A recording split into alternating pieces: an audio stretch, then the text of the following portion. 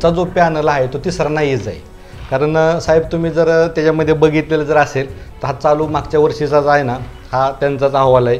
ह्या संचालक मंडळ 2021 ते 22चा अहवाल आहे. ह्याच्यामध्ये तुम्ही बघा तेच लोक ह्या बॉडीवर आहेत, तेच लोक संचालक आहेत.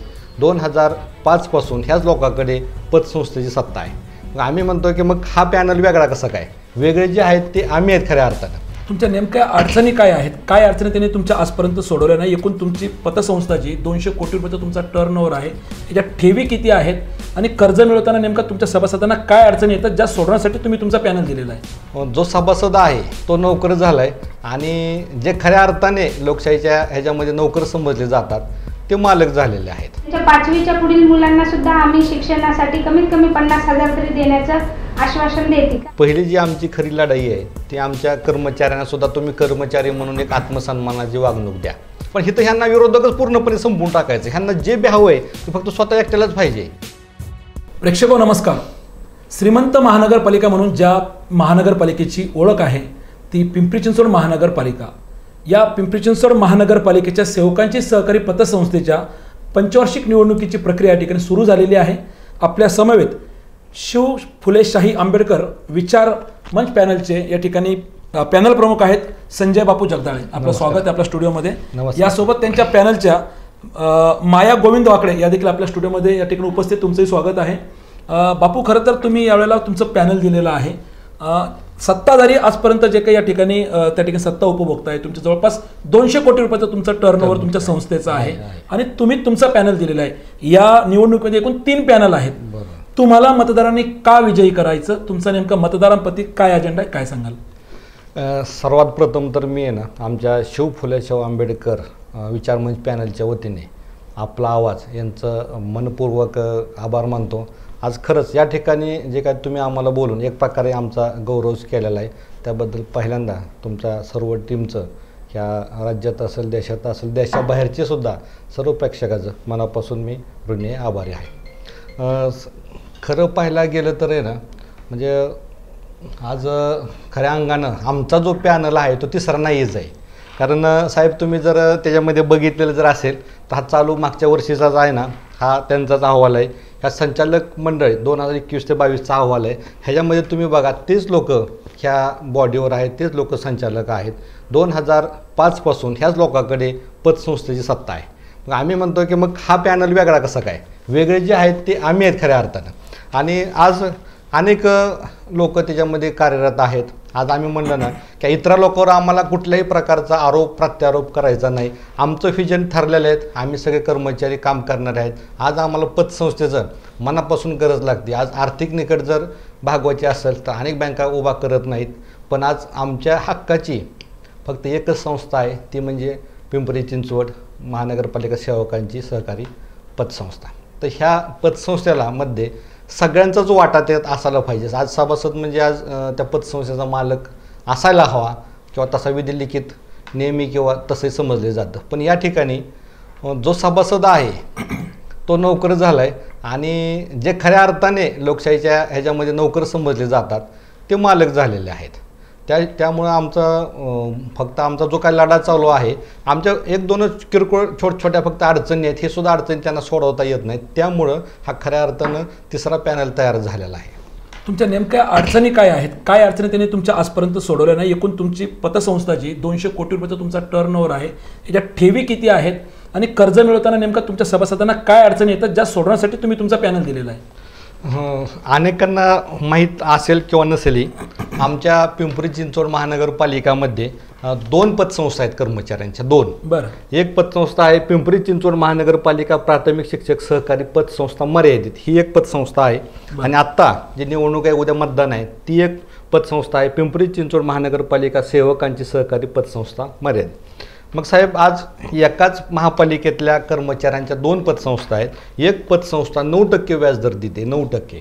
आणि आमची पतसंस्था आतापर्यंत 16, 17, 15 असे व्याजदर कर्मचाऱ्यांना कर्जावर. आता त्यांनी 11% व्याजदर केलेला आहे. 17-16 वरून आता 11 वर. हा, 12वर आला. 12वर तर त्यांनी आता ह्या महिन्यापासून 11% केलाय. तो बी 11% करताना कामगारांचा पोळका आहे किंवा कामगारावर दया दाखवायचे म्हणून असंही नाही किंवा कामगारांचं हित पाहिजे म्हणून असंही नाही. फक्त ठराविक एका व्यक्तीचा वाढदिवस होता आणि पतसंस्थे निवडणूक डोळ्यासमोर ठेवून त्यांनी तो व्याजदर कमी केला. बरं, म्हणजे निवडणूक डोळ्यासमोर ठेवून फक्त व्याजदर व्याजदर कमी केलं. आणि सभासदांना तिथे प्रामुख्याने जेव्हा कर्ज घ्यायचं आहे त्यावेळेला काय अडचणी येतात, तुमचा काय आरोप आहे? एकतर मुळात आहे ना, म्हणजे खऱ्या अर्थानं आम्ही वारंवार ते सांगतो, पहिली जी आमची खरी लढाई आहे ती आमच्या कर्मचाऱ्यांना सुद्धा तुम्ही कर्मचारी म्हणून एक आत्मसन्मानाची वागणूक द्या. आज हे सुद्धा कर्मचारी ह्या महापालिकेचेच आपले सदस्य आहेत. तुम्ही ज्या ठिकाणी काम करतात तिथलेच हे तुमचे बांधव आहेत. पण वास्तविक पाहता जर बघायला गेलं ना, आज महासंघ असेल किंवा पतसंस्था असेल, हे फक्त ठराविक लोकांची एक खाजगी कंपनी झालेली आहे. हे आम्ही नाही सांगत. तुम्ही जर खाजगीमध्ये ना वैयक्तिक ह्याच्यामध्ये कुठल्याही कर्मचाऱ्यांना तुम्ही जर विचारलं ना तर निश्चितपणे त्यांच्या तोंडातून हेच उत्तर येईल.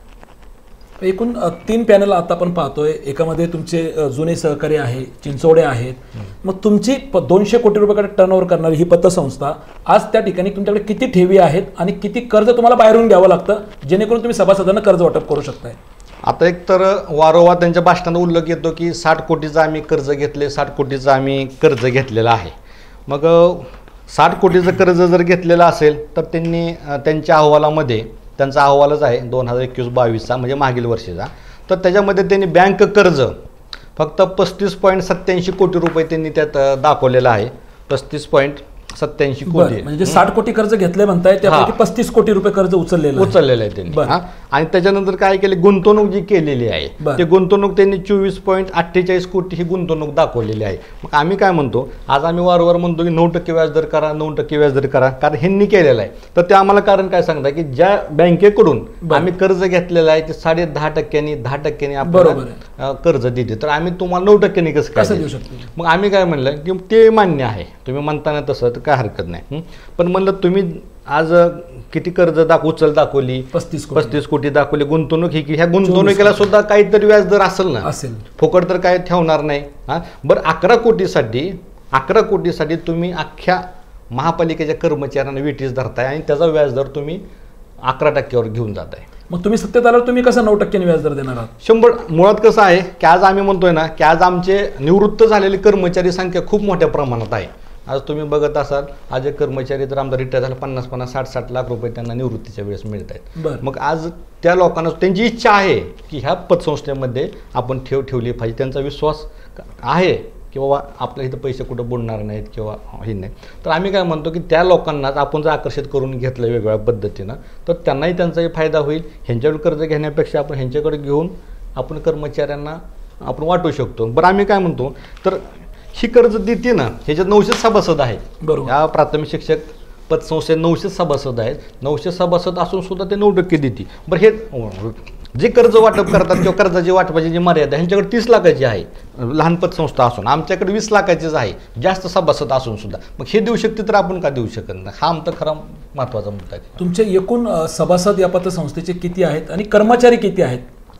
आता मुळात तर काय 7,000च्या पुढे आमचे हे महापालिकेचे कर्मचारी आहेत. पण वास्तविक पाहता तुम्ही जर इकडे बघितलं ना तर 4,500च्या आसपास हे फक्त इकडे सभासद झालेले आहेत. त्यातले सुद्धा अनेक दरवर्षी ना राजीनामा देतात, कारण ह्या पतसंस्थेकडे बघण्याचा जो दृष्टिकोन आहे की म्हणजे त्यांना आपली वाटतच नाही, कारण इथला जो कारभार ज्या पद्धतीनं चाललेला आहे त्यात कुणालाही विश्वासात घेतलेला जात नाही. इथं फक्त हुकुमशाही आणि आदेश सोडणं. नाही, कारभार चुकीचा म्हणजे नेमकं काय? तुम्ही मुद्द्यावर येत नाहीये.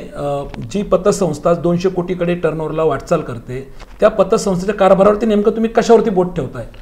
आता आमचं म्हणणं तुमच्याकडे तुम्ही पहिलेच मुद्दा दिलेला आहे की बाबा जामीनदारांच्या जाचाकाठी रद्द करा. तुम्ही जर आलात तर रद्द करा. अगदी बरोबर. विना जामीनदार कर्ज कसं देता येऊ शकेल?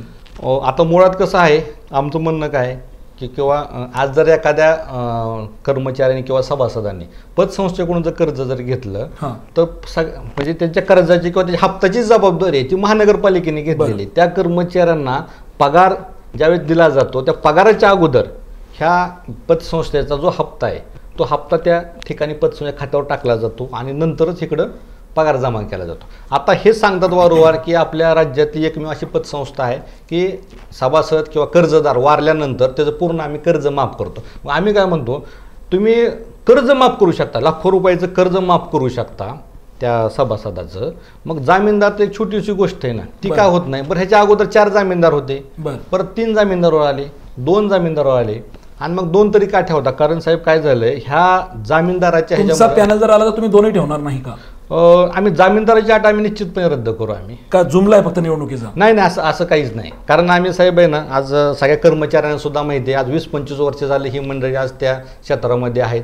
ह्यांनी कशा पद्धतीचा कारभार आतापर्यंत केलेला आहे, किती लोकांना त्याचा फायदा झाला आहे, किती लोकांना त्याचा तोटा झाला आहे. आणि काय असा वर्ग मोठ्या प्रमाणात आहे, 60% वर्ग, त्यात हे अजिबातच लक्ष देत नाही.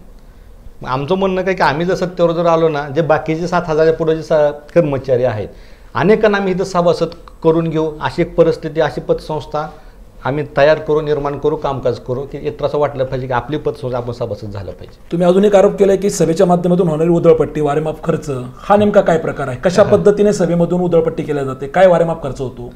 आता अनेक वेळा विविध कार्यक्रम असले, काय असले, वैयक्तिक ह्यांचे वाढदिवस सुद्धा जरी असले तर प्रसिद्धी माध्यम असली तर काही गोष्टी असतील, अनेक कार्यक्रमाचा जो खर्च आहे तो खर्च ते पतसंस्थेच्या उत्पन्नातून ते खर्च केला जातो. वास्तविक पाहता तो पैसा हा सभासदांचा आहे, कष्टकरी कर्मचाऱ्यांचा आहे, पण त्या पैशाचं सुद्धा बचत ही ह्यांच्याकडे कुठल्याही प्रकारची होत नाही, वारेमाप खर्च केले जातात. बरोबर. तुम्ही एक पॅनल प्रमुख तुमच्याशी चर्चा केली, आपल्यासोबत या ठिकाणी माया वाकडे आहेत. खरं तर महिलांना 50% आरक्षण सगळीकडेच असतंय, परंतु ह्या पॅनलमध्ये तुम्ही एकमेव महिला दिसतायत.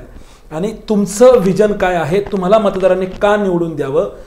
एक महिला म्हणून तुम्ही काय सांगाल? खरं तर तुमच्या सेवकांच्या मुलांच्याही शिक्षणाचे काही प्रश्न असतील, जर उद्या तुमचं पॅनल निवडून आलं तर त्या सेवकांच्या मुलांच्या कर्जासाठी किंवा त्यांना पुढे शिक्षणासाठी तुमच्याकडे काय वेगळ्या उपाययोजना तुम्ही काय करणार आहात? नक्कीच आम्ही शिव फुले शाहू आंबेडकर विचारमंच पॅनलला जर प्रचंड बहुमताने किंवा मी जरी निवडून आली तरी आम्ही ज्या महिला आहेत त्यांच्या, महिला असो की जेंट्स असो, सगळ्यांच्या मुलांना उच्च शिक्षणासाठी किंवा जसं कामगार कल्याण विभाग 1 लाख रुपये अंतर्गत पैसे देतात मुलांच्या उच्च शिक्षणासाठी, तसं आम्ही 5वीच्या पुढील लोकांना, पुढील महिलांच्या किंवा जेंट्स असेल, महिला असतील, त्यांच्या 5वीच्या पुढील मुलांना सुद्धा आम्ही शिक्षणासाठी कमीत कमी 50,000 तरी देण्याचं आश्वासन देते. कारण आजकाल कसं आहे, सगळे लोक मराठी मीडियमपेक्षा जास्त करून इंग्लिश मीडियमकडे जाते आणि त्यांचा शैक्षणिक खर्च एवढा आहे की ते साधारण क्लास 4चे जे आरोग्याचे अधिकारी, आरोग्याचे जे सफाई कामगार वगैरे लोक आहेत त्यांना पगार कमी असतो आणि शिक्षणाचा एवढा खर्च ते उचलू शकत नाही, म्हणून मग त्यांना भरपूर अडचणी जातात. तर ही एक बिनव्याजी आपण 50,000 रुपये देण्याचा प्रयत्न करू. नक्कीच. एक महिला म्हणून तुम्ही कसं पाहताय की तुमचे एकूण जरी या ठिकाणी 3,700 सभासद असले, अजूनही बरेचसे तुम्हाला 7-7.5 तुमचे एकूण कर्मचारी आहेत, त्याच्यापैकी काही महिला जे तुमचे कर्मचारी आहेत त्यांना तुम्ही सभासद कशा पद्धतीने पुढे चालून करून घेणार आहात किंवा त्यांचे असणारे प्रश्न असतील, तुमचे आता जे सभासद आहे त्यांना सोप्या पद्धतीने कर्ज कसं मिळू शकेल? कारण पुरुष म्हटलं की त्यांचे अनेक प्रश्न मार्गी लागून जातं कुठल्याही माध्यमातून, पण एक महिला दुसऱ्या महिलेचे प्रश्न जाणू शकते, तर त्या महिलांचे प्रश्न मार्गी लावण्यासाठी तुम्ही प्रामुख्याने काय भूमिका घेणार आहात? आम्ही आधी त्यांना समजावून सांगू की आपण आधी तुम्ही सभासद व्हा, नंतर मग बाकीच्या गोष्टी आपण चांगल्या पद्धतीने करू आणि ही चांगल्या पद्धतीने करणार ही आम्हाला पक्की पूर्ण खात्री आहे. बरं, या ठिकाणी तुमच्याकडे परत एकदा येतो. खरं तर बापू, सगळ्याच गोष्टी आहेत की आता वेळ तुमच्याकडे कमी आहे. बरोबर. तुम्हाला तुमच्या विजयाची खात्री कितपत वाटते आणि तुम्हाला मतदार उद्याच्या निवडणुकीत विजय करतील असा आशावाद का वाटतोय? कारण मी म्हणलं ना, एकतर मुळामध्ये ह्या महानगरपालिकेमध्ये शिव फुले शाहू आंबेडकर या विचारांचा हजारो म्हणण्यापेक्षा जवळजवळ 99.9% हा वर्ग ह्या महानगरपालिकेमध्ये कार्यरत आहे. याचबरोबर आज सत्ताधाऱ्यावर ज्या पद्धतीची जी काही नाराजी आहे ती खूप मोठ्या प्रमाणात आहे आणि आज खासदार त्यांचे आहेत, आमदार त्यांचे आहेत, नगरसेवक त्यांचे आहेत. हे असतानासुद्धा कर्मचाऱ्यांना अनेक संकटांना आज तोंड द्यावं लागत आहे. आज वर्ग 4चा कर्मचारी असो, वर्ग 3चा कर्मचारी असो, आज ह्यांना अनेक अडचणी आज त्यांच्या समोर आहेत, पण त्या अडचणी काही सुटत नाहीत. त्यासाठी हा सर्वच कर्मचारी पूर्णपणे ह्यांच्या कारभारासाठी वैतागलेला आहे. हा कर्मचारी स्वतःहून आज आम्हाला फोन करतोय, नाही ह्याच बदल झाला पाहिजे आणि हा शिव फुले शाहू आंबेडकरचा गजर ह्या महानगरपालिकेमध्ये झाला पाहिजे, असे ते आम्हाला वारंवार आम्हाला फोन करून आम्हाला सांगतात. त्यामुळे निश्चितपणे आम्हाला वाटतं 100% आमचे सर्वच्या सर्व उमेदवार यावेळेस निवडून येतील. मागचं जे तुमचं संचालक मंडळ होतं त्याच्यामध्ये शशिकांत जिंजुर्डे आणि अंबर चिंचोडे एकत्र पॅनल होतं आणि आज मात्र दोघं वेगळे लढत आहेत. तुमच्या मेडिकलचाही काही प्रश्न प्रलंबित आहे, त्या प्रश्नाबाबत आपण काय सांगाल? त्याच्यात आतापर्यंत काय नुकसान झालेलं आहे? आता एवढ्या मोठ्या प्रमाणात त्याचं नुकसान झालेलं आहे की आमच्या कर्मचारी महासंघाचं एक मेडिकल वायसम ह्या रुग्णालयामध्ये आहे. साधारण वर्षभरामध्ये 1.5 ते पावणे 2 कोटी हा आमचा हा नफा ह्या मेडिकलच्या माध्यमातून होतो. वार्षिक नफा, वार्षिक नफा. आणि वर्ष ते बंद आहे? आज 2 वर्ष झालं हे बंद आहे मेडिकल आणि 3 कोटी रुपयाचं नुकसान. अगदी बरोबर. आणि याला जबाबदार हे मागच्या संचालक मंडळ, हे लोकच आहेत. यांच्यातला असणारा वाद, ह्यांच्यातला असलेला वाद आहे. आम्हालाही तो स्पष्ट अजून कळणार नेमका ह्यांचा वाद कशासाठी आहे. आम्ही म्हणलं ना, आम्ही तर खूप छोटे आहेत. आज म्हणलं तुमचा जो काही वाद असेल तो सगळ्या कर्मचाऱ्याच्या हिताच्या मुळावर उठत आहे. आज तुमचं जे काय असेल, आपापसातलं भांडण जे काय असेल किंवा जे काही गोष्टी असेल ना, तुम्ही बंद खोलीमध्ये ते मिटवून आज तुमच्या दोघांची तसं अनुभवायची. आज हे सगळे ज्येष्ठ आहेत. आज मी मला ते मान्य करतो की ह्यांचा अनुभव चांगला आहे, ह्यांना आतापर्यंत ह्या क्षेत्रामध्ये काम केलेलं आहे. फक्त की ह्यांचा जो वैयक्तिक जो काही वाद आहे, ह्या वादामुळं दुसरा पॅनल झाला, दुसऱ्याचा तिसरा पॅनल झाला आणि आज त्याचा परिणाम म्हणून आज आमचं जे महासंघ जे मेडिकल आहे ते बंद आहे. आज त्याच्यामध्ये लाखो रुपयाची औषधं अशा धूळ खात पडून आता ते एक्सपायरी झाली. आज त्याच्यामुळे काय झालं की आम्हाला 30% 40% जे आमच्या कर्मचाऱ्यांना औषधं सवलतीत दरात मिळते ती मिळायची बंद झाली. आणि हेच नाही, आज अनेक वर्षापासून आमच्या बोनसमधून जे काय 2% कट करून आज आमचं कामगार भवन बांधलेलं आहे थेरगावमध्ये. खूप मोठ्या स्वरूपात सुसज्ज पूर्ण तयार आहे होऊन. पण अद्यापही म्हणजे बांधकाम करताना किंवा कामगार भवन करताना त्यांनी असं एक आम्हाला स्वप्न दाखवलं होतं की देशामध्ये राज्यामध्ये खासदार लोक, आमदार लोक ह्यांची ज्या भव्य पद्धतीनं AC लग्न होतात त्या पद्धतीने आपल्या कर्मचाऱ्यांचं लग्न झाली पाहिजे, त्यांचे कार्यक्रम झाले पाहिजे. पण साहेब 2 वर्ष झालं एकही नाही. म्हणजे त्या AC हवा तर सोडून द्या, फॅनची हवासुद्धा आम्हाला तिथं अजून भेटा नाही. असली परिस्थिती सगळी त्यांनी त्या ठिकाणी तयार करून घेतलेली. आम्ही वारंवार म्हणतो ना की ज्या पद्धतीनं कामगार महासंघाच्या मेडिकलला कुलूप लागलं, ज्या पद्धतीनं आज कामगार भवनाला कुलूप लागलेलं आहे, त्याच पद्धतीनं आज न उद्या ह्या पतसंस्थेला सुद्धा ह्या लोकांकडून असंच कार्यपद्धती राहिली तर त्याला सुद्धा कुलूप लागेल. त्यावेळेस कर्मचाऱ्यांनी करायचं काय? तेव्हा आम्ही काय म्हणतो की हे जर भांडण मिटवायचं असेल, मुळात तर साहेब आहे ना की आमच्या फुले शाहू आंबेडकरांची जी उमेदवारी आहे किंवा जो पॅनलचा मूळ उद्देश काय की महासंघ हा ना एक संघ राहिला पाहिजे. आज पिंपरी चिंचवड महानगरपालिकेमधला महासंघ दुभागला गेलेला आहे. आज साहेब अशी परिस्थिती आहे ना, आज जर समजा कर्मचाऱ्याकडे जर हा कर्मचारी ह्या आज नावाने त्यांना कोणी ओळखत नाही. पहिलं काय जातं की हा ह्या गटाचा, तो त्या गटाचा, ही त्या गटाची. अहो पण म्हणून आज ह्या लोकांचा दोष काय? आज वैयक्तिक भांडणामुळं, वैयक्तिक ह्यांच्या दोषामुळं आज महापालिकेतला कर्मचारी गटातटात विभागलेला आहे. आपापसातला जो प्रेम भाव जो आहे तो संपुष्टात आलेला आहे. बरोबर. तर आता या ठिकाणी झिंजोर्डे आणि चिंचोडे यांचा तरी वाद असला तरी तुमचं एकूण संचालक मंडळ 19 त्या ठिकाणी संचालकांचं आहे.